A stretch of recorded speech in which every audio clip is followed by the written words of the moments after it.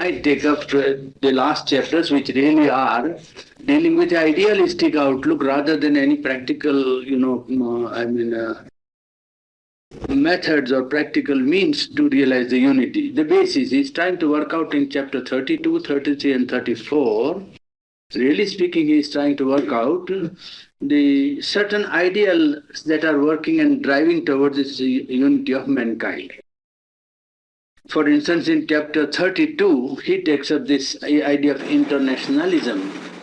Whether internationalism, without organizing a world union or world state, could it take the place of human unity? You see, the idea is, would internationalism serve the purpose? Nation outlining its own ideology and its own, consciousness, trying to become international. Not necessarily organizing a world state or a loose world union. Well, he says that that has a certain place, and that might lead to the correct formation of the ideal of human unity, but as an organization or as something practical, it is a temporary stage which man has to pass. Well, he says, he is analyzing that this internationalism is really a growth from the European mind, which takes, moves from life to an idea and then again brings back the idea to life, you see. And when it takes an idea from life, well, it gives it a form. And that form is external generally, social, political, economic, something to organize such a way life idea will come into life. That is the idea, you see. They get or evolve an idea from life. And then again from life, the movement is towards from idea to life again. That is the Western way of doing things. Internationalism is such a product of, something that came from life. For instance, it was France that first gave a very strong and definite expression to this international idea in the three slogans which France gave: democracy, liberty, equality, and fraternity. Now, that was not meant only for France, it was meant for all. And France did stand for an international outlook in the giving out of that philosophy of revolution, really. Now, he says that it only remained, even when France gave it a form, a vague idea. It was not applied to life. The result of this was strengthening of nationhood and nation idea rather than ushering in of an era of internationalism. It was there, but in a microscopic minority of intellectuals and idealists. It was never never touched the life of the nation. The result of organization or giving of this international slogan of liberty, equality, and fraternity was not to create an international situation or international organization or international movement. It was only to strengthen the nations. That's all. Nationalism got strengthened. And a microscopic minority of intellectuals and idealists, yes, tried to give an expression to it. For instance, I think positivism, is it not? Kant's positivism. Comte, you pronounce, I don't know how you pronounce, C-O-M-P-T-E. Comte's positivism is one result of this international outlook in literature and philosophy. You see, you find several, 2 or 3 such expressions. I think we'll come to it sometime. The difficulty is that man does not live centered around an idea. Human life is centered around vitality, vital being, desire, impulse, possession, power. Idea, yes, if it comes and serves the purpose. Otherwise, man is not centered on an idea, and especially collectivity. So the idea, the weakness of the idea is that it has no hold on life. It has no hold on the vitality of the people. If it serves life, well, life is quite content to take help of idea. But if it interferes with the main, the function of life, well, life has no much use for any idea or ideal. It doesn't care. The constitution of man, that is what requires to be changed. And if a haste is done, because man being centered around his vital being, desire being, ambition or egocentric and desire-driven being, if a haste is made in application of idea, it only results in a mixture. Something happens and life likes to go on in its own round. It doesn't accept the idea as a dictator or determining factor or power of its life. And it is it accepts the idea, but only in top surface without sincerely being convinced of it. And therefore, when giving expression to it in life, it gets mixed, diluted, and ultimately the idea doesn't seem to embody itself in life. You can say that some force is working for that idea, which is not visible. One force you can say visible is the drive of science. The scientific advance that man has attained in his individual and collective life is one factor that may support the driving of this international idea. It can make for international idea because first communication is made easy, then exchange of idea has been made easy, transport has been made simple and easy and easily accessible to all. And that would drive the idea of international unity to a far greater extent. It would be an ally to the idea, this present advance of man. But really the two things that are driving towards this is science, and second is something of a socialistic attitude of socialism. And the basis of socialism is to make the individual live for the community. Mari was asking, I don't know, she's not there. She was yesterday asking, I told her that I have told it, but can tell her. The basis of socialism is to make the individual live for the community. All schemes of it are based upon this central idea, that's all. Socialism, people refer to plans and schemes immediately. The basic idea is that the individual must not live for himself but for the community. That's the idea. And on that, then they will be, you see, ownership of state ownership and all that is based upon that idea mainly, that the individual must be made to live or must learn to live for the community. In fact, individual exists for the community. That's their philosophy, you see. These two forces, socialism and science, are making for that sort of drive towards international unity. And he says that in order really to live internationalism in life, well, the whole of humanity has to grow yet more towards some clearer intellectual and emotional life than it is capable of doing now. If it can't grow, well, the idea may be there, but it won't catch roots. I mean, it won't strike roots. And in chapter 33, he is trying to make out that if humanity is to grow, how will it grow? Says that the human being must try to think, feel, and act with the idea of oneness of human race, oneness of humanity. That is, all thought, all feeling, and all dealing must be on the basis of one world or one humanity. You see, oneness of the race must become a part of nature, means thinking, feeling, and action.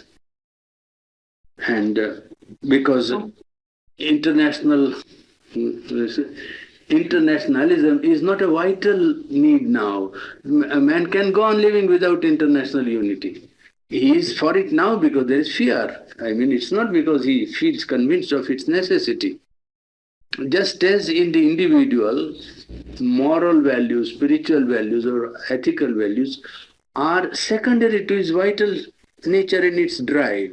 He may want art, he may want anything, but it is simply to be an ornament of the central drive of vital life, you see. It is not a law of his life. Well, in the same way, in the life of the whole race, the need for internationalism has not become a vital need. It's a thing which only a few idealists or few thinkers or few moralists, are insisting upon. The life, if you take in the volume, I mean the large, volume of life, it is not concerned with internationalism. It's not a need. If it is there felt as a need because there is a peril. When it feels the need, it is because of fear. And the peril is of a war. It doesn't want war, therefore it wants vital need. You understand, the vital need is something which I must have it.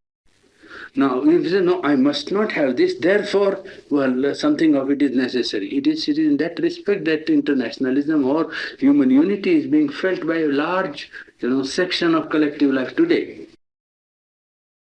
It is not a psychological need, because life can very well go on without those things. Because just as in the individual, the drive is only self-satisfaction of his impulses, and the rest, even family life, community life, morality, higher values, it's all added ornament. It's all right, good if it comes in. But he is not concerned with them. If they don't come in, it doesn't matter. Life will go on with the individual. In the same way, in the nation also, this vital, centering around the vital is the main moot point. And the rest, if unity comes, well, it is now needed because of fear, because of peril, because of danger. It's not as if it is felt that I must have it. Well, that is a removal of fear and peril. And still, the signs of the times are not depressing. There is no reason to think that therefore, because the man is not yet ready for this or doesn't seem to think it as a vital need, therefore it will not come. There is no fear, because some other powers are driving also. Unknown powers also seem to be working. Some powers in nature, you can say, if you don't want to be mystic. You can say some power in nature is working, driving man towards this unity. Forces are at work, not merely ideas. And those forces are trying to move towards unity.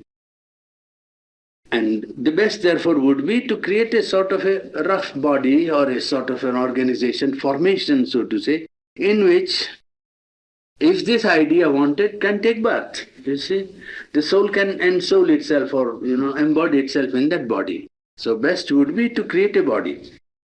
And to make a real start, psychological entity has really to be created.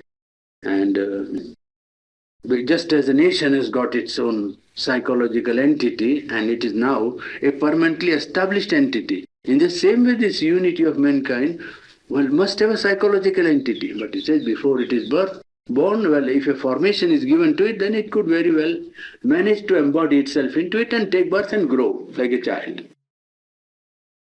And just as nation has got its cultural unity, its interest, its defense, its sentiment, economic life, to unite it. In the same way, this unity, when it comes, will have to have those factors also as support of its psychological entity or psychological center. And just as man becomes devoted to his nation, feels almost nationalism as his religion, especially in time of crisis, well, the same will have to happen to human unity. That is to say, just as nationalism becomes a creed or a religion of man who realizes his identity with the race or with the nation, well, the same attitude of religious, motive will have to be brought into existence if human unity is to become real.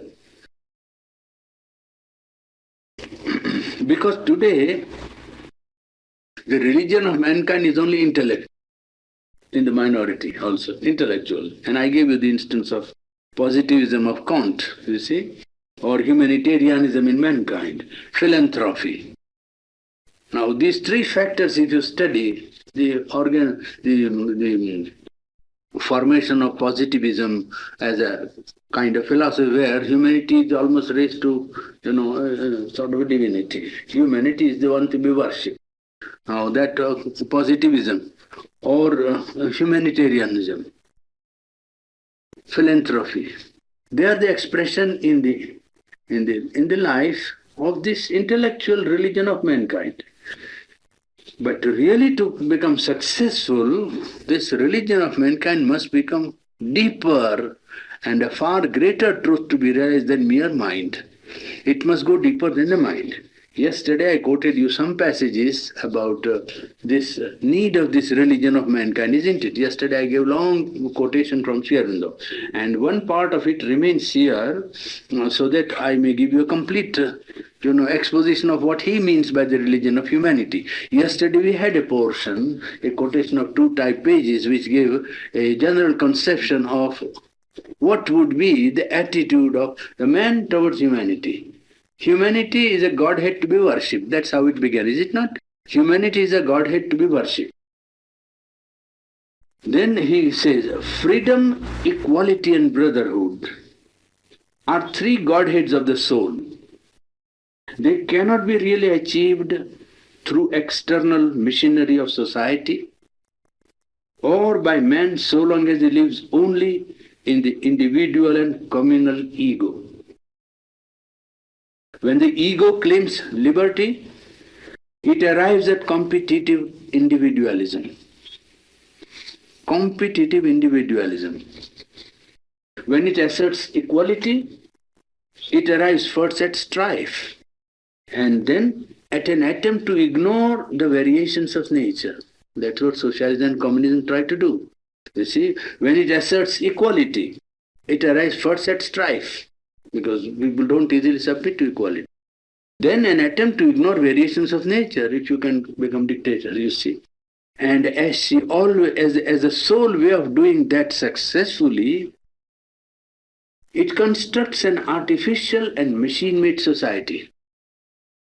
It creates a society which is artificial and it is cast in a mechanical mold. Everyone's function is fixed and you are a part of a machine and you must fulfill your part of the great social machine. A society that pursues liberty as its ideal is unable to achieve equality.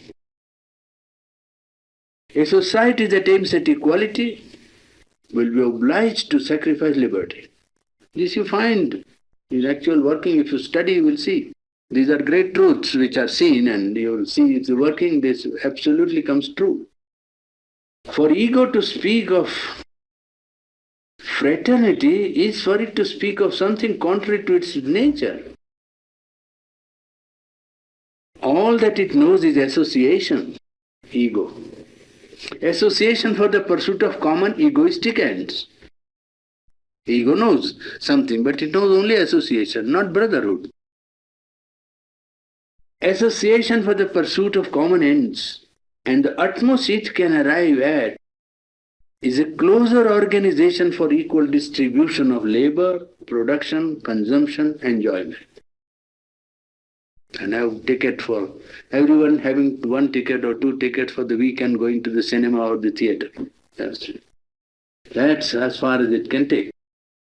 Yet is brotherhood the real key to the triple gospel of the idea of humanity. The union of liberty and equality can only be achieved by the power of human brotherhood. If you want to unite and create a union of liberty and equality, it can only be achieved by power of human brotherhood. It cannot be founded on anything else. See, this is called political philosophy. People, when they talk of political philosophy, well, here he gives you enunciation of principles, and you can apply it in life and find that they have really a force of, truths about it, and they bring about the initiations that are spoken of. But brotherhood exists only in the soul and by the soul. It can exist by nothing else. You can't compel a man to feel brotherhood. You can't force that you must feel like a brother. Either he feels or he doesn't feel, isn't it?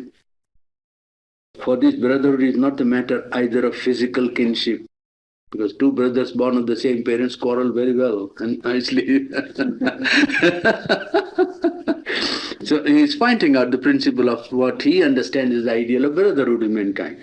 For this brotherhood is not a matter either of physical kinship or vital association or intellectual agreement.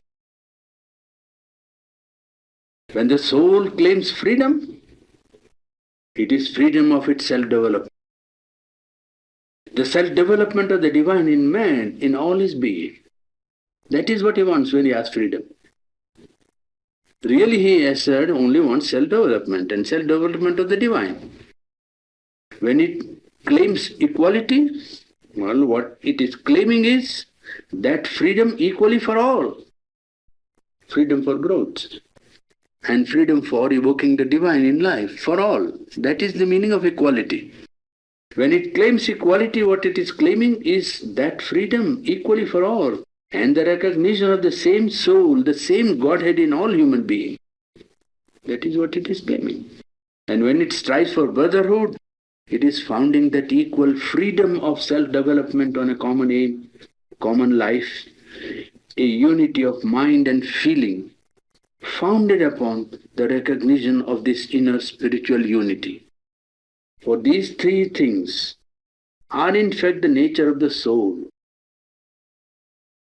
For freedom, equality and unity are the eternal attributes of the spirit. Freedom, equality and unity are the eternal attributes of the spirit. It is the practical recognition of this truth. It is the awakening of the soul in man and the attempt to get him to live from his soul and not from his ego, which is the inner meaning of religion. And it is that which the religion of humanity also must arrive before it can fulfill itself in the life of the race. I think that gives you the central idea of what the rest of the chapter want to say. Well, the other thing is an application to you and on other things. Perhaps there might be one occasion when we can organize that. For the rest of the time, I can give you one subject matter which I dealt with at one time, ethics and international life, which refer to the policy of the United States. There was a book written by somebody, and International Fellowship in Madras gave me this subject by lending the book to me and make a study of it. Whether in United States foreign policy, you see, that was subject matter. So, well, in dealing with that, I think I will get you passages from this, my address there, which are pertinent to this whole subject, because it refers to this ideal of human unity and how far it can be brought into existence by the application of ethical means or ethical, standards. It's a sign of progress that political thinking today is obliged to take into account ethical considerations. Because formerly there was none. It was all either economic or military or diplomacy that was a deciding factor. Now, somehow or other, ethics is being allowed to have some place. Time was when ethics was the one subject that had no place in politics. Machiavelli and his tribe regarded success as a criterion not only of correct but of good policy. If you succeed, that policy is good. That was the idea. And in the collective life of man, the law of the jungle more or less prevailed. That if you could beat down the other man, well, you are right in doing it. That was the idea. It is possible that someone following the old diplomatic line might argue that even when he adopts morally questionable means and ends, it brings that subject, you see. It is eventually to secure a moral end, good end. And that brings us straight to the question of whether good can be attained by means that are not good. Also, it raises another question. What if a man felt that the means are justified by the end? Who is to decide the ethical character of an action? Whether the action is ethical, who is to decide? Is the standard of ethics, ethical values, objective or subjective? Can you refer to any outside and say, because this happened, therefore it was ethical, or because this did not happen? Where is it? Is it inside or outside? It may be argued that there is a social morality which has to be observed at least. That is, one is not allowed openly to steal or to commit murder. That's all right. These inhibitions of man's primitive impulses are hardly acts of conscious ethical behavior on his part. He does not act consciously. It is a compulsion. And they are imposed more for the safety of society, though they may contribute indirectly to the growth of ethical values in individual's life. But when a man obeys those, he is not consciously ethical. When a man doesn't commit theft, well, he is afraid of being caught. If he can do it without being caught, he would, which he does very often. The application of ethics to international politics is very recent, and its impact is weak and slow. very weak. It doesn't, nobody thinks seriously, but they are obliged to. But there is no reason to despair, as the progress of ethics in other fields also, you take commerce, administration, and other fields of life, and there also you don't find that ethics is, as it were, the governing value of life. If it is not so influential there in international politics, if it is very little of power, well, it's all right, it's natural.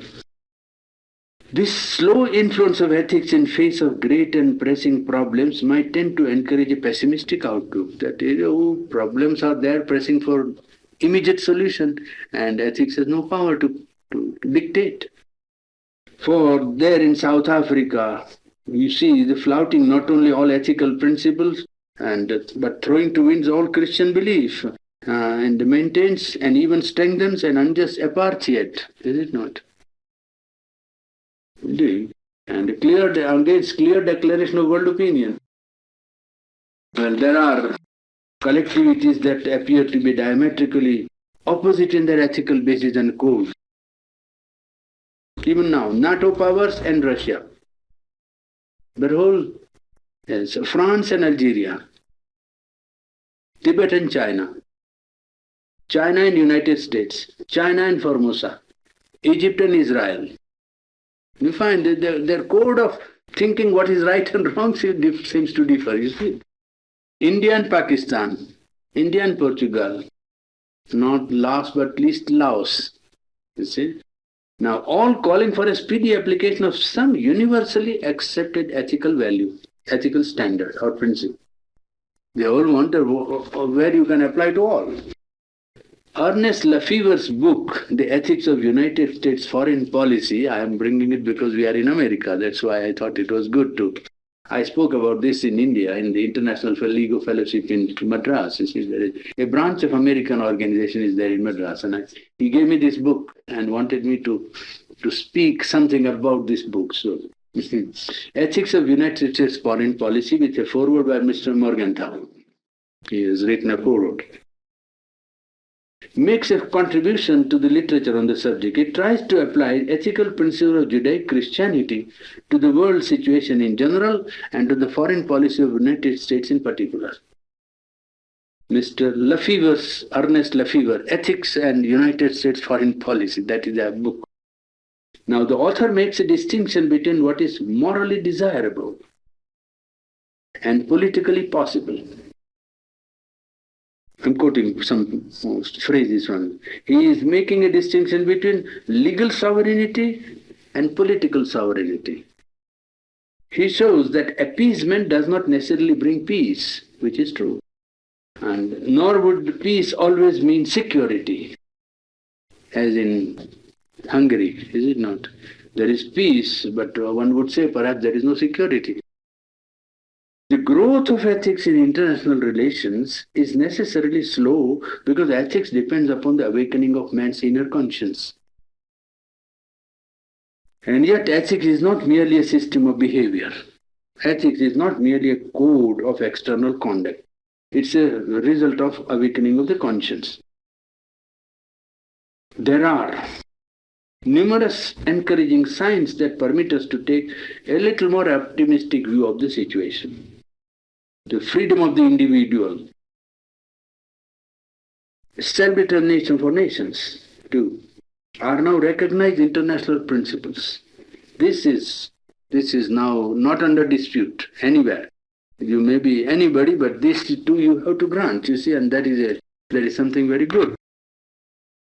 Diplomacy in the old sense of the term is almost gone. Diplomacy was arrangement behind the scenes, isn't it?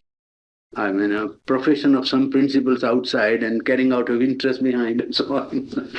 That is almost gone. An army is no longer the only deciding factor in dispute between nations. This has happened.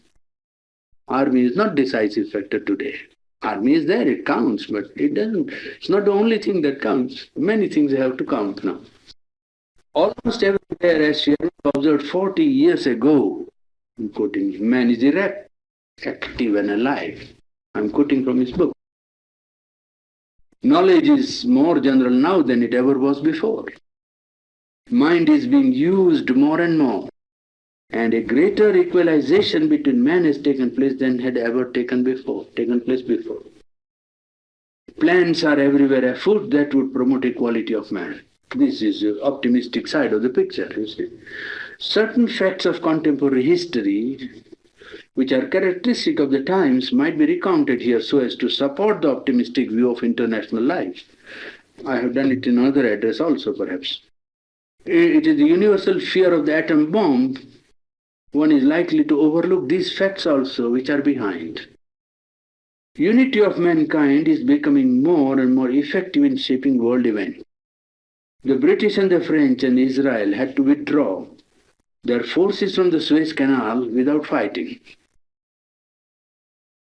An event unimaginable only 20 years before. You couldn't imagine it 20 years before this thing happening. Man is expanding even his physical consciousness beyond the earth and is establishing his claim as the highest creature on earth, you see. Man's mastery over material energy may be a prelude, if he takes the right view of it, to his mastery over himself. The third factor is the unprecedented extent of American help to defeated rival nations and even to economically underdeveloped nations. This is a third factor. In order to put them on their feet economically, it may be argued that this help is prompted by enlightened self-interest, but its economical appearance should not be allowed to veil the great ethical, if I may say so, psychological factor, you see, that the factors which are behind it. In the old order, a defeated nation was to be crushed. That was the idea. Economically, politically, it was to be occupied, and life of it, a defeated nation was to be ruined, if you could ruin it. Well, let us be happy that it is the first time in history that the conquering nations have helped the conquered to stand on their feet by extending economic help. This fact is tending to change the face of the world by removing poverty, unemployment, and ignorance. So there is an optimistic side of the picture. One more side may also be added: the attainment of freedom by India. The political freedom of this great nation has released tremendous moral and spiritual forces that have begun to act effectively in international situations. This is very patent. It has demonstrated that economic and military power are not the only factors that can govern or be given in a given situation. They are not the only things that act. It may be even said without fear of exaggeration that Indian entry into the international world has given a great fillip to ethical forces working in the world. Now, if we see the problem from fundamental point of view, we can ask this question, several questions. What is the place of ethics in all human affairs? Or what does an individual or collectivity mean to achieve by ethics or by ethical conduct? What do they want to do by that? It would come to this: what is ethics? Is it action? Is it behavior? Conduct? Is it something external, objective, or a thing of inner life and subjective? Many who accept the sanction of religion for ethics, for instance, there are people who believe that ethics has only religious sanction. But in this age when religion has been relegated to Sunday attendance, you see, and even in its intensely religious country like India, the government is trying to be secularism, you see, is propagating secularism. Well, we have to see if it can find a true psychological, and universally acceptable basis of ethics, and also to consider the place in the scheme of human perfection. From the point of view of psychology, ethics has to deal with the willpower of man. It's an action of the willpower of man, and whose steady action in inner life of the individual produces or organizes what is known as character. When this will is applied to the formation of inner life with ethics as its driving force, well, it creates what you call in man character. Primarily, those who regard ethics as a social or collective field might be tempted to believe that ethics is born out of need of social behavior. But that is not the whole truth of ethics. It primarily involves a subjective process. It must be something inside that makes a man think, decide, and come to a conclusion about ethics. In the individual, ethics arises from the need of harmony in the being. Why does a man seek ethics as a help to his growth or help to anything? Because he finds that he seeks harmony. When a man arrives at a point of self-development and becomes conscious of his inner being, the first thing he perceives is that his inner being is a divided kingdom.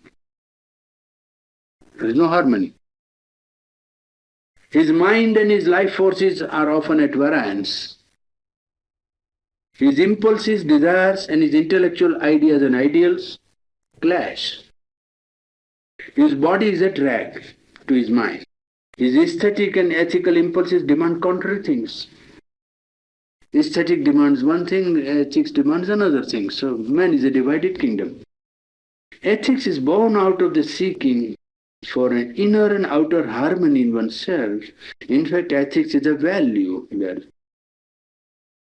In approaching the problem of ethics in collective life, there are two ways possible. One is fundamental or radical way, the other is called pragmatic way.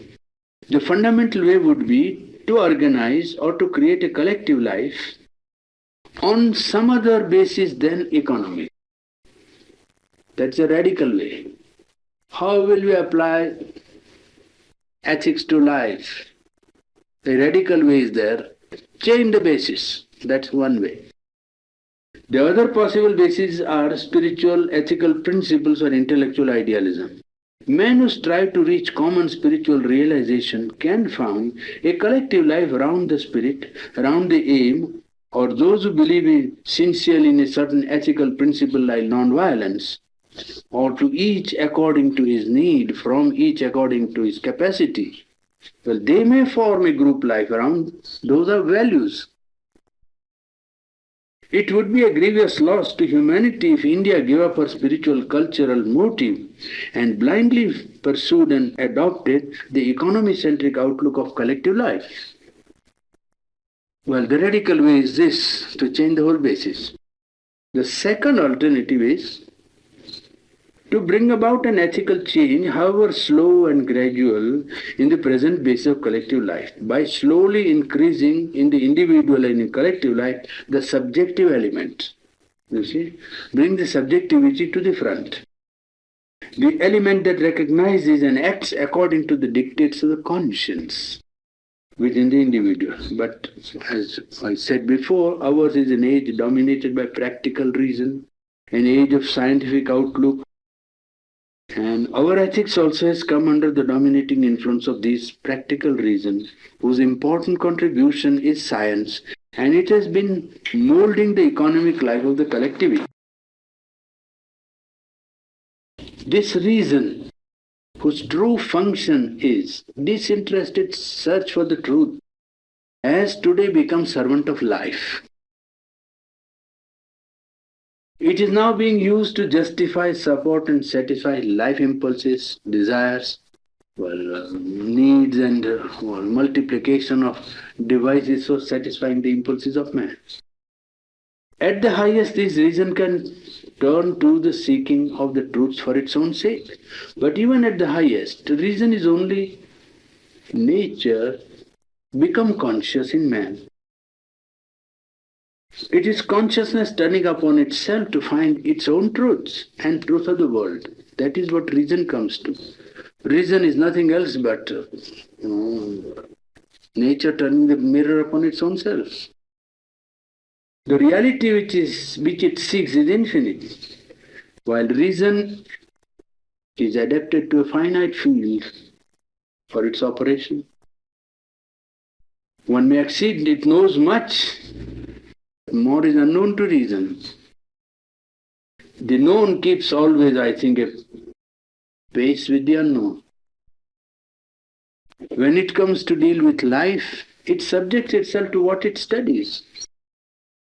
If you observe and try to find out what life wants, we find that ordinary life is devoted to the satisfaction of interests, needs, desires, vital necessities, ambitions. And people devoted to these pursuits tell us seriously, this is life. Or they say this is practical life, suggesting thereby the futility of and unreality of applying any idealistic or ethical values in life. Modern culture is one rooted in dynamic vital nature of man. Its main business is to possess, to enjoy, to grow if need be by strife and also by association. It has of course many other good things. Religion, arts, ethics. It wants also some of the good things. They are more or less ornamental to decorate this dynamic life. Not the part and substance of life, as Aurobindo says. You see, they can be dispensed with if need be. And the two gods of this culture are life and practical reason. The modern culture takes for granted that life is mainly for living and living comfortably, if you can, you see. This desire soul of man is now therefore accepted as free in its movement and is therefore able to act freely because it is allowed to. Unfortunately, as Aurobindo says, it has brought no deliverance. It has used the machinery already created with a more feverish insistence, a vehement attempt to live more rapidly, more intensely, an inordinate will to act and to succeed, to enlarge, the mere force of living, to pile up a gigantic machinery of life. That is what it has done, a tremendous machinery for life. These things are not evil in themselves, but it may be asked, to what end are they directed? That is the question. It seems here in the puts like that. It seems like the steam driving the engine. Or rather, a force has made the driver its servant. In ancient culture also, securing the means of life was there as the first business of life. In no culture you can find this, that the first business of life is to secure means of living. That was in old times also, it's nothing new. But it was not its chief business. It was first business, not its chief business, as it is today. Well, society should exist not merely for the sake of this gigantic efficiency and machinery and satisfaction of life impulse. It must exist for the growth and growth towards individual and collective perfection. Growth towards individual perfection and collective perfection. The psychological aspect of life shows that the evolution of collective life has been passing through three stages. We can view it in a triple way. The psychological aspect of life shows that the evolution of collective life has been passing through three stages. We can view it in a triple way. The levels of rise are infrarational stage, rational stage, suprarational stage. The infrarational movement of life, of collectivity, is made up of blind impulses, instincts, mostly rising from the subconscious. These are also common to the animal kingdom, the subconscious impulses. And life then is groping blindly for satisfaction of its impulses. Humanity could not rest satisfied in this infrarational stage. Evidently, there was no fulfillment in it. It was condemned to insufficiency and to impermanence, as Aurobindo puts it. After a long struggle and effort, man arrived at the rational stage in his collective life, which is more conscious than the infrarational and has greater range of knowledge and self-mastery, also efficiency. But reason is not the faculty equipped for perfect knowledge. It seems to be working of an imprisoned consciousness struggling to free itself. Instead of clear light of knowledge, reason only gives half light. And it does try to create and succeeds in creating some kind of order in life. But as he puts it, it is always a provisional order. It's not an order that can reach out to a condition in which growth would be automatically, allowed to go on. Devotees of reason believe that someday in the distant future man will arrive at perfect knowledge and lasting order by the action of collective common reason. But there is no such collective common reason in actuality. Where is it? Some even suggest universal education as a remedy for overcoming the imperfections of reason. But that is only a faith and a hope. Reason has been working in mankind for sufficiently long time, and it has not yet succeeded in creating a harmonized collective life. Instead, all along, as Aurobindo says, it has created a huge competitive society, produced industrial development, and given a plutocracy in the garb of democracy. In the realm of ethics, now, apart from reason, if you come down to ethics, this reason gives man ideals which is unable to live fully in his life, which very often contradict one another. Charity and self-help, activism and quietism, self-satisfaction, self-fulfillment.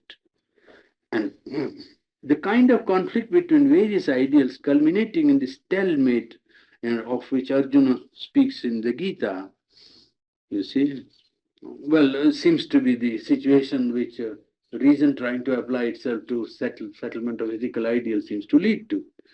The rationalistic age gave to humanity the three great ideals of collective life: freedom, equality, brotherhood. Individual freedom is the base of democracy. It gave individual freedom protected by the state and created political equality. It could not, as Aurobindo puts, could not prevent unbridled competition, and consequently much equality was produced, especially in the economic field. So socialism and its sister communism came to replace what Aurobindo calls the unorganized economic confusion by an organized economic order and peace. But then it was found that in this process, much of individual freedom has to be cut down. Equality has to be enforced by the state. And so if liberty is maintained, equality would not be there. And if equality is attempted, then liberty has to be reduced or eliminated perhaps. Yes.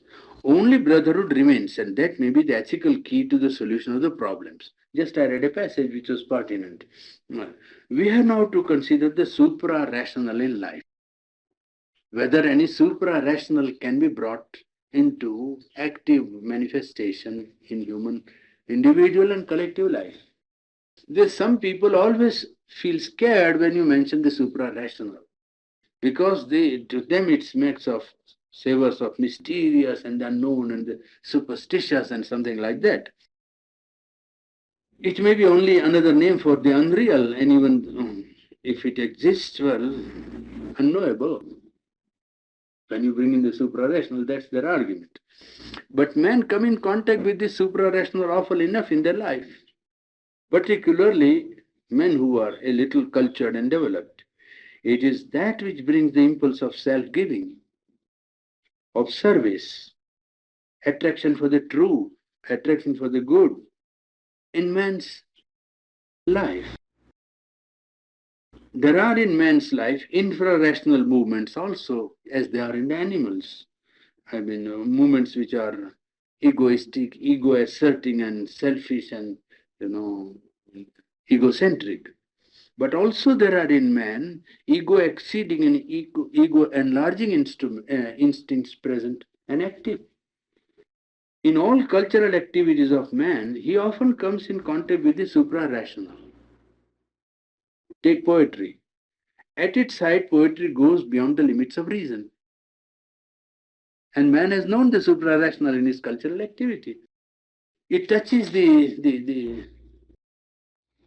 where is it?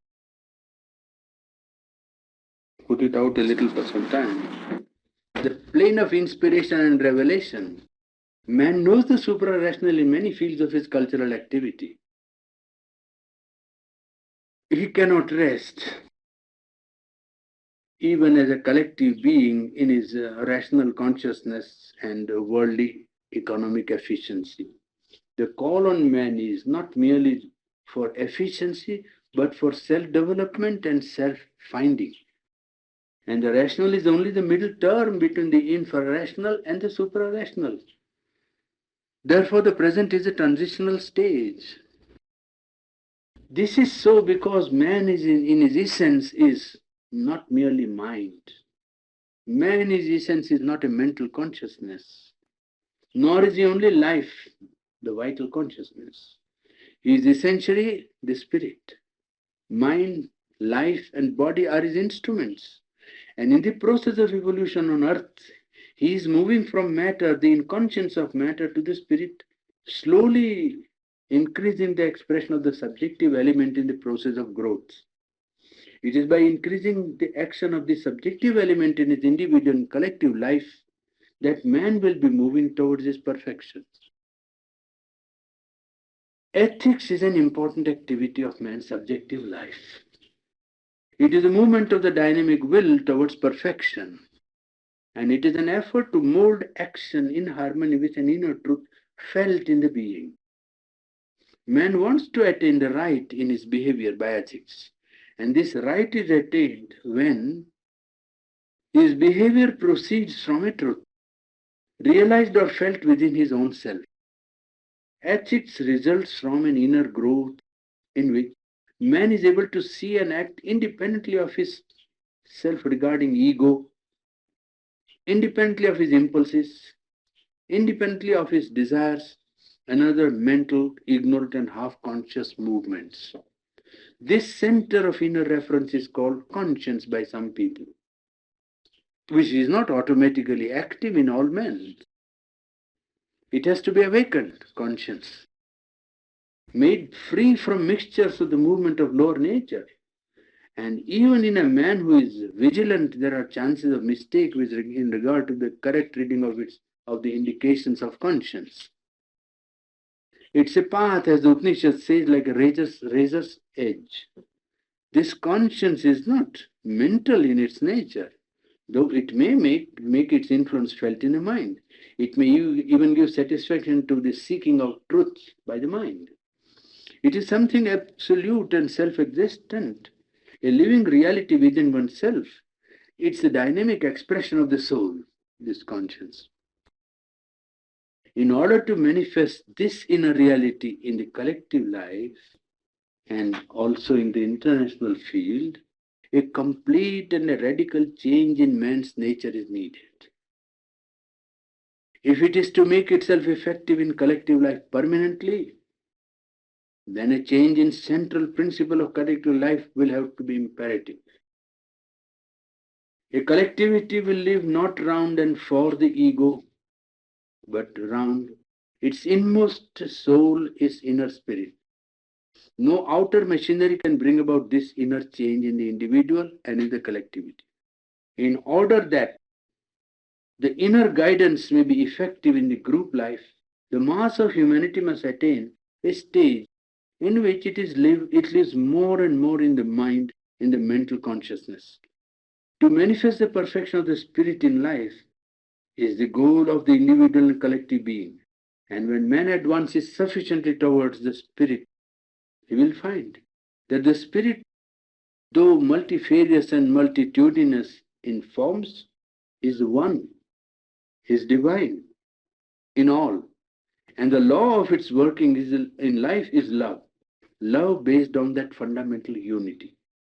All ethical striving, like all religious and spiritual aspirations, has for its goal the bringing of the kingdom of heaven on earth. To bring the Satyuga, the age of truth or gold.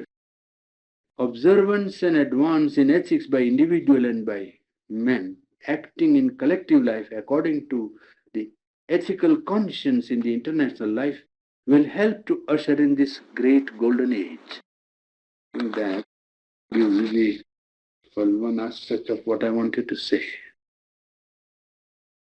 Would you give us once more the name of the man who wrote Ethics in the United States? Yes. Is that the title? Left, Ethics of United States Foreign Policy. Ethics of United States Foreign Policy. Lefevre, I think. Lefevre. Lefevre, how do you? L-E, French, yes, I think it must have L-E and F-E-V-E-R, I think that's the idea. R-E is Lefevre. Lefevre, I will just tell you. Probably at the title. Morgenthau has written a foreword to it. These three words, liberty, equality, and fraternity, or brotherhood. Equality is the real problem. Because, basically you can say we're equal inside our potentialities. But how to apply that equality in an aggregation and not confuse all issues is really, that's the real problem. No, that is what socialism attempts. Socialism attempts. It doesn't work the thing out. No, because it doesn't realize that this is not to be based on interest, idea, or an outer equality. Well, that's the point. You see, the equality is the equality of the soul. And when it says equality, you grant an equal opportunity to all souls. That's all. An equal opportunity for all souls that are potentially divine to rise to their fullest or highest development. This has to be admitted, and therefore all souls must be potentially regarded as equal in their divine essence. And that attitude has to be first created, the attitude of regarding all fundamentally as equal in spirit. Just now, because man does not live in the spirit, first of all. So a habit in mind has to be established. Because it is in mind that this inequality, superiority, you can say, inferiority or values in life of people who think they are a higher strata and others are lower strata, and values in life are so terrible. I mean, to bring this equality is the problem, in fact. To bring this equality of the soul, the divine element in man, to bear upon actual situations in individual and collective life, to believe in it also. To believe in it, that is true. And then in an actual situation to guide conduct by that vision. By that vision of that, that equal, all are equal. From there to act, to think, to feel. Well, that will bring the real equality nearer. It is not by a scheme that this could be done, because that he has made it very clear that when you do it scheme, you will do it with the mind. And you will believe that outer equal behavior is real equality, which is really not even fulfillment. If you create an equality, just as the Bolsheviks tried in Russia, they failed miserably because it was not equality. In fact, he said in one of his writings that when real outer equality is attained, the world will cease to exist because there will be no cause for the world. If everything became equal in the sense of uniformity, the world will cease to exist because there is no necessity for the world afterwards. I don't see that point. Yeah. I don't follow that argument, though. If equality was completely attained, and if all became actually equal, then there is no world. The world will cease to exist. It's supposed to be variation. Yes, exactly. Yes, if equality came to a literal physical, mental, and intellectual equality, there is no necessity for a world. It is he wrote very strongly one day. He says the world will cease to exist because there will be no reason for it to exist. The reason for it is this multiplicity and the variation, the diversity. Equality cannot be outer. It is only an inner equality which permits, necessitates, and even enjoys and enriches the equality and the unity by the multiple play. That is really the basic truth. Doesn't communism and perhaps socialism try to enforce an equality that is? That is the difficulty. When you do it with the mind, with the outer organization or outer means, it is driving from outside in, which doesn't succeed. And also when it succeeds, it fails in its aim. When it actually in Russia, they tried to succeed in creating a kind of leveling up. They found there was no fulfillment, afterwards no progress. The collectivity itself will be starved out. The moment uniformity is attained, It will be a status quo, and it will be the dullest round of life that you can imagine. Because everything is fixed. Even now it is pressing towards that with this economy-centric outlook. Even now it is pressing for that. And people tell me, as I told you, and Mari was arguing the other day, that you fix everything 6 months in advance. But why? It's not necessary. Why should you fix 6 months in advance? What is the hang? Live life and go. Oh, but collective life. Oh, yes, collective life. You roughly arrange something like that. Roughly like that, you rearrange that we will have this very nearly this will be our idea. But you have always a room for variation. They say, oh, university, 6 months. Otherwise, I won't come every 6 months. If I am there and if they want, I am available. I will go tomorrow to any university and talk to them. No, 6 months. Well, so mechanical we have become in the process of life. We have no room for, for individual growth or change or something. You may change your mind. Why? What you will do 6 months, it staggers me to think like, you can say, yes, I might go this and I might do it. But it is not as if, oh, now that is fixed, this is, you knock it out and say, no. What is that? Why? You say, no. But if you've given your word and people depend on you, the reason I was questioning this is because Dr. Chaudhary brought this up in regard to Dr. Piper at Syracuse. How they have to, in the structure, they have to plan ahead of time. Yes, they have to. I admit, I don't say why, but I say what happens to life, that's all. I don't object to their planning. They are planning all over the world. I mean, if you've given your word, you have to follow through.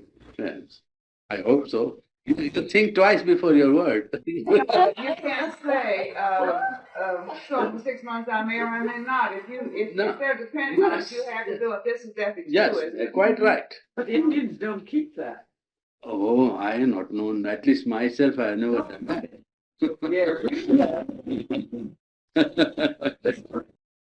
Programs and then all the crowd comes, and I get a call. I don't feel like coming, and I am with 125 people. I don't know. Well, now what Speaker. How would you 3 or 5 times? How would you meet a situation like that? Huh? How would you meet a situation like that when we think over here that it's the quality of character? If you give your word, you follow through. You can. You change you think twice or 100 times before you give a word. That's all. But if you give, you do. Yes. You know what you're in for. You know what you're in for. Well, then that is a lack of discipline. If you don't want to, so you change your mind at the last minute. This is a lack of consideration for the group. Oh, yes.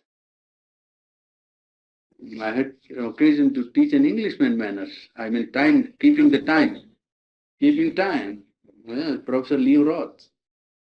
He told me at 1 o'clock we'll be at Vega taking our lunch. So will you please come? I said yes. So about 7 or 10 minutes before I was there.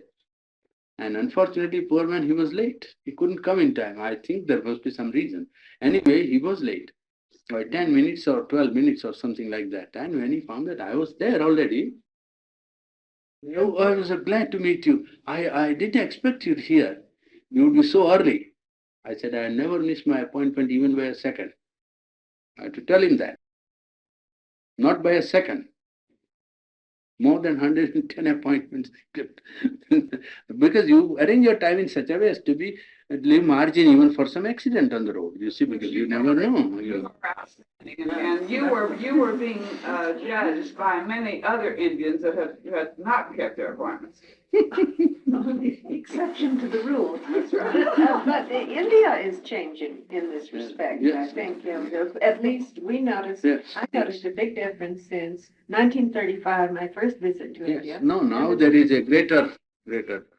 For public events, I mean, you see, in your own life you can do, but for public event, if there is an engagement, you have to keep it. And great public workers, like people who are leaders in different departments, they try to keep to their time. Very rarely only you find 5% or 10% lagging behind and taking it easy like that as before. Gandhi said that also in public life. It must be said to his credit. He set that standard. If it is 6 o'clock, it is 6 o'clock. If there is one man, he will proceed. A big political conference was there, and because the people thought that leaders will come a little late. So Because when you're working on an international scale, yes, planning it has to be done. Yes, I know. The printing, the advertising. Yes, our time is not to make a fetish of it, that's all. And you can always give a room for something else to manage in creep in between. Process of life also is there, and you have to keep margin for something else. You plan ahead and know that this is 99-90%, this we will do. And if it requires a little modification, that also has some place. I mean, why not? But people are so hidebound, it's not that they have no chance of doing, they have a chance of doing it if they want to. If they want to do, they can always do. But they think now we are bound and that is the timetable and that will go like that. Good. Of course, it's understandable, don't you think, in the universities and some of those places where they plan their curriculum a whole year in advance. Yes. Sort of understandable. That is because the course has to be given, a certain, certain teaching has to be parceled out, so to say, into volumes. That's why generalities never fit life at all. They just don't. Well, there are exceptions. There are too many exceptions, but still, a generality is arrived at because of a predilection toward or preponderance of, seems to me. No, collective life requires organization. You can't do without organization anything in collective life because it concerns many people at a time, and therefore it has to be an organization. Only how far to mechanize it and how far to keep a margin or opening for its growth or for its for it to do something which is in keeping with its need is a problem. But in collective life, change. When we have the super rational change, then we will have a new form, won't we? yes. Is this subject exhausted now? Have we Yes. Yes, this is exhausted. There is one phrase that interests me very deeply. Reason, nature turning the mirror upon itself. That is man. I'll just say this, and then I'll be very quiet. Karl Kaiserling, in his Meditations of South America, gives several chapters, and one of them is called The Inbreak of Spirit, and he said that spirit, the image of truth is never, he speaks of this half-light. He said that knowledge and the spirit is never breaks itself upon man as a true image. It always comes as a reflected light.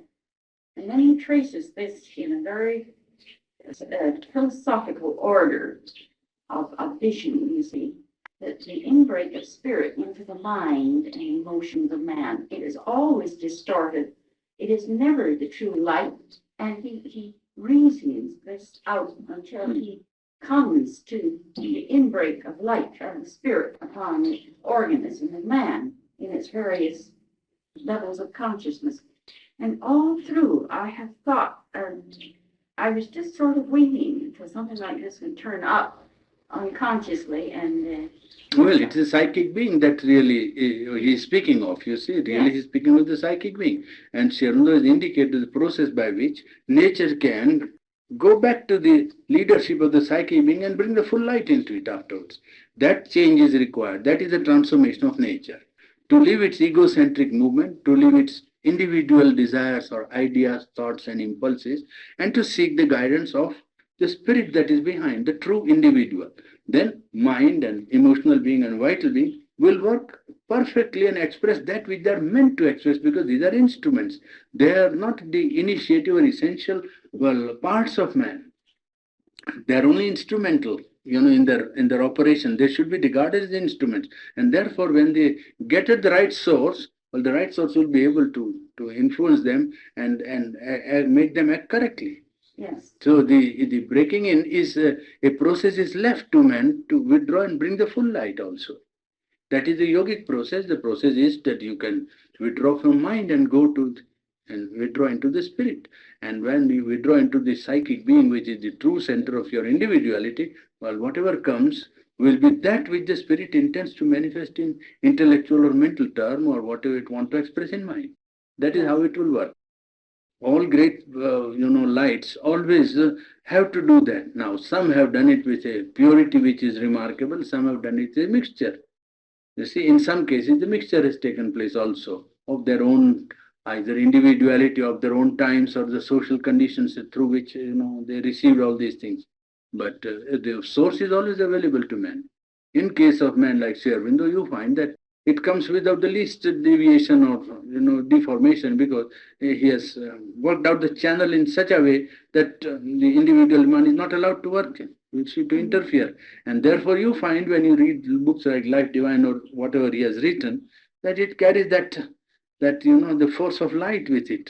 Yeah. And therefore greatest conviction, you see, because it is not a product of individual mind. No. He is not written from thinking, let me write what shall I know. It's a sight. It is something that he has seen, and then he is only allowing the light to come and take hold of his mind and put itself in intellectual terms. So what you have is a light and not a mind. You see? But light in mental terms, so you have to accept because it's rational. He doesn't say accept me as an authority, this is the spirit. He never says that. This is an idea. He puts an idea. But the whole light has been thrown into the mold. And if you can get at the light in the mold, you know that it is the light of the spirit. That is the power of his writing. One of the powers of his writing. That's why that English lady who was reading without knowing anything about him, she was reading Life Divine and she wrote a letter to him afterwards that this is a strange experience I have come, that when I read this book, after finishing, when I sit down, I feel a great peace. I have been a student of philosophy and I read all philosophers. He was his MA and PhD, you see. And that has not happened to me by any philosophic writing. But when I read one paragraph or a chapter of Life Divine and sit down, I feel great descent of peace. So Sri Aurobindo replied that yes, it is not the book that you are reading, but you are coming in contact with the consciousness that has expressed itself in that intellectual mold. And if you go from the intellectual mold to the consciousness, naturally you get all that the consciousness has got. Peace is only the beginning. We can't tell that to the man in the street because he will say, it's like that. You give it the intellectual place and say, yes, here it is. You knock your head and find out whether you get knocked out.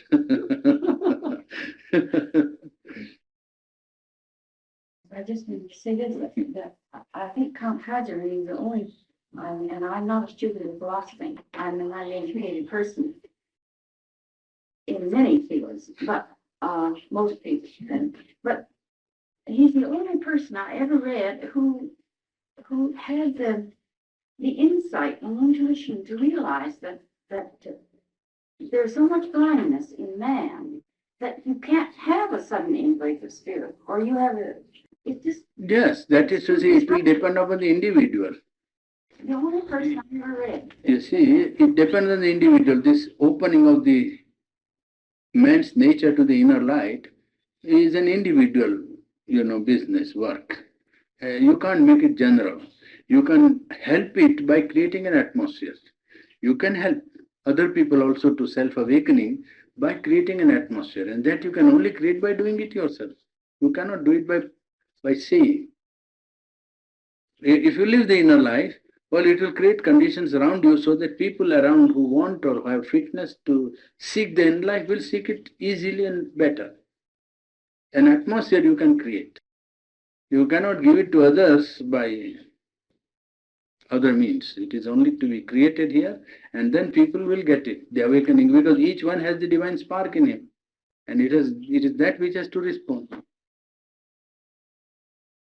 We have some portion of the Gita left, which we have to do. We can do the Gita, or we can begin human cycle if you want. And so on. He said that, you see, if I knew before, I wouldn't have been so enthusiastic. Caught me by the back door, he says. He says, he caught me by the back door, I couldn't back out afterwards. That didn't come through the mind. That Hmm? probably was an No. impulse that came from your schedule. Must have come from another region. Well, for instance, if you had tried to do this schedule in Los Angeles, you would have been broken because people can't get to see you here pouring in from the city. But in my place, if you were to stay there and start these lectures, you wouldn't have one moment free all during the day. I've had these other Indians and they get so exhausted because appointment after appointment after appointment.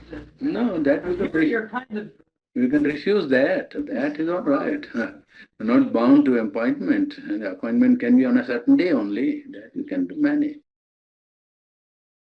And I wish there was a large number who could.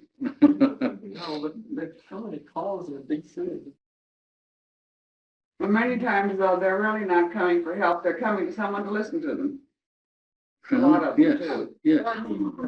Yes, that's right. People, you know, when they hear about Purani, they. I know, but a lot of them don't want to come for actual help. They want to come for this borrowed grandeur of.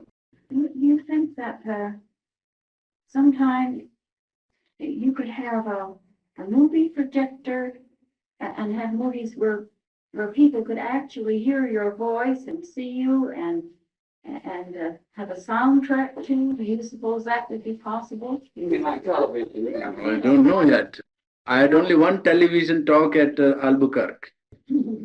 I gave one television talk half an hour. And what happened to it, I don't know afterwards because they took a movie, they put it ready, and then they will project it at a certain time, they told me. And it was on, I suppose, but Dr. Icahn has not yet replied, so I don't know what happened. Something must have happened, I think. So, It would be expensive to do this for all of us. Yes. in the eternal, but he is not conscious of his eternity. And he makes out a very fine philosophy of the rise of ignorance in this supreme consciousness. How the supreme consciousness has allowed ignorance to arise within it and holds the whole thing within his own self. Ignorance is not imposed on the divine. You see, it is within his own self. It's a purposeful and needed and intended movement of the supreme ignorance. And man is thrown into that ignorance. So for him, the whole past is not present.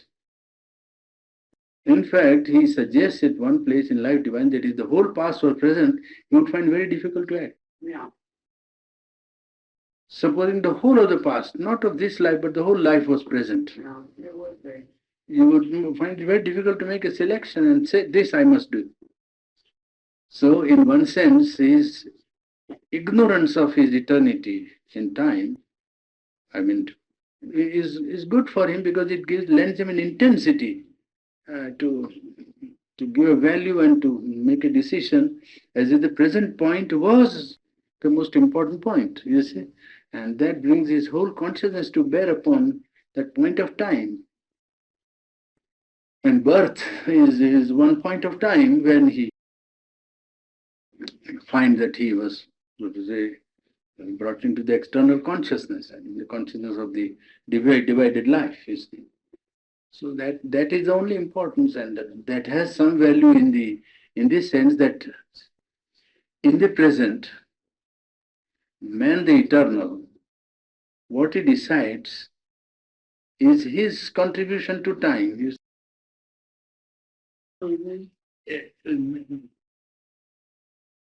In fact, this is existentialism.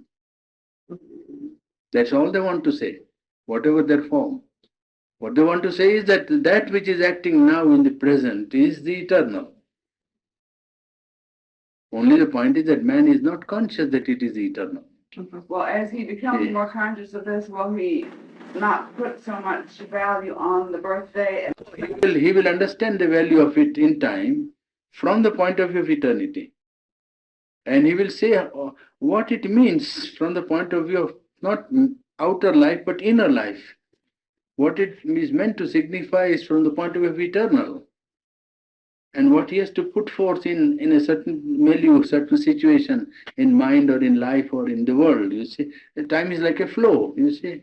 And in that flow, what he has to put?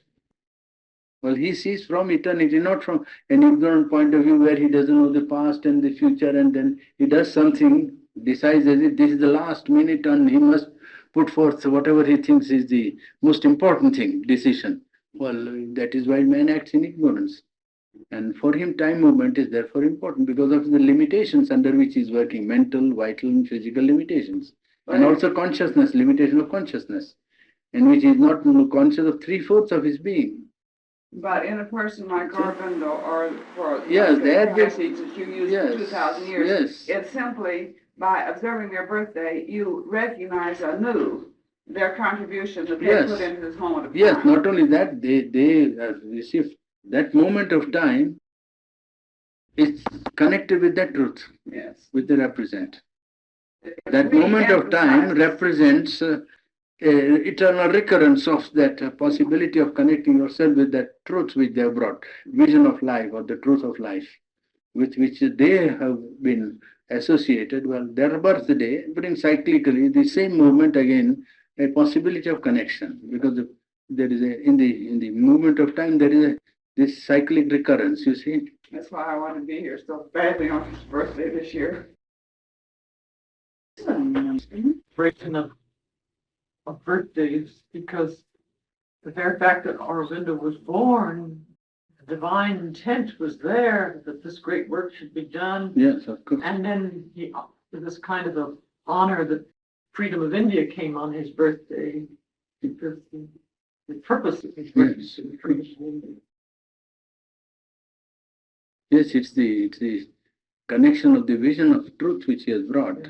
That is the constant renewal on the birthday. You see, renewal of possibility of contact with the truth consciousness, with the work or with the power which he brought. You can say more concretely. Well, do you believe that because there was an opening from the divine, bringing a divine element into the earth, that every year there might be a similar opening of the same kind? That would depend on Earth's condition, you see. But the work has been started, so we do expect like that. It has not been simply an idea, but a lot of work has been done, a lot of power and force and consciousness has acted. And also, if not a wide, a sufficiently good opening also is there in the Earth consciousness. So we expect that gradually it must go on increasing. It would tend to increase all along, and particularly on those occasions. I mean, that occasion affords an opportunity for a greater opening to the light, naturally, and we do expect it must go on increasing. But its connection doesn't depend upon that. My point is that, you see, if there is no opening, it doesn't mean the working is not going on. Because sometimes in a field of work, the resistance might be so strong that as not to make the opening, increase in the opening. But that doesn't mean that the work has stopped. That is not to be judged from outside.